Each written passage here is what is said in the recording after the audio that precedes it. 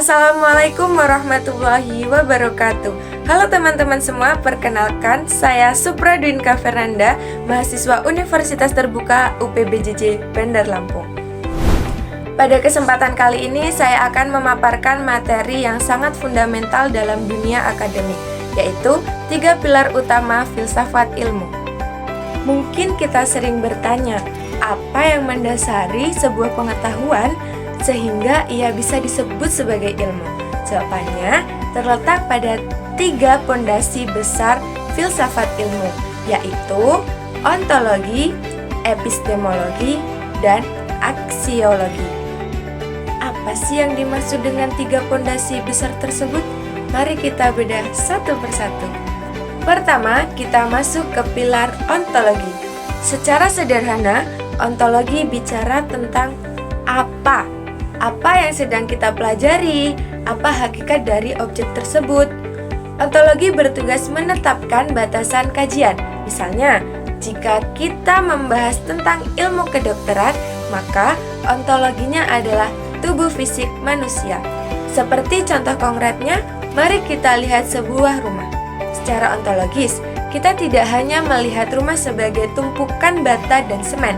Kita melihat hakikat rumah sebagai tempat perlindungan dan pusat kehidupan keluarga.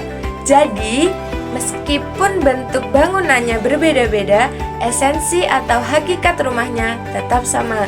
Itulah cara kerja ontologi menemukan esensi dari apa yang kita kaji.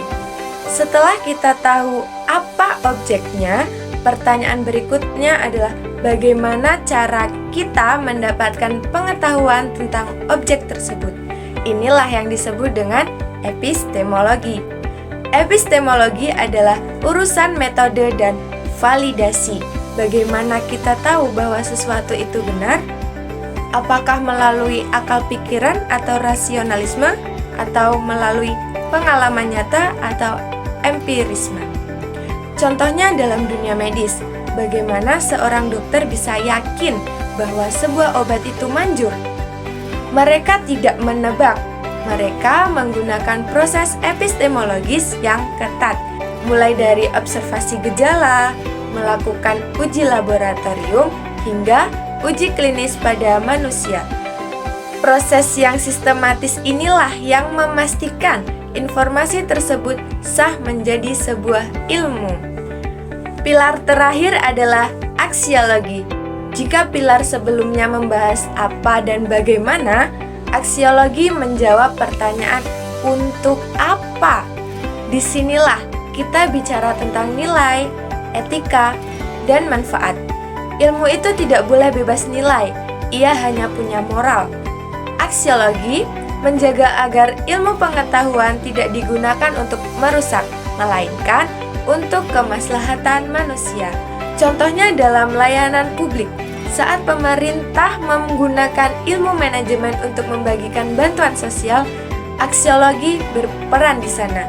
Apakah pembagiannya adil? Apakah tujuannya benar-benar untuk mengurangi kemiskinan? Di sini ilmu digunakan bukan hanya karena bisa dilakukan, tapi karena benar dan bermanfaat untuk dilakukan. Sebagai kesimpulan, ketiga pilar ini adalah satu kesatuan. Ontologi menyiapkan bahannya, epistemologi cara memasaknya, dan aksiologi adalah tujuan mengapa masakan itu disajikan. Tanpa salah satunya, bangunan ilmu pengetahuan kita akan runtuh. Demikian pemaparan yang dapat saya sampaikan. Ilmu tanpa filsafat adalah buta, dan filsafat tanpa ilmu adalah hampa. Terima kasih atas perhatiannya. Saya akhiri. Wassalamualaikum warahmatullahi wabarakatuh.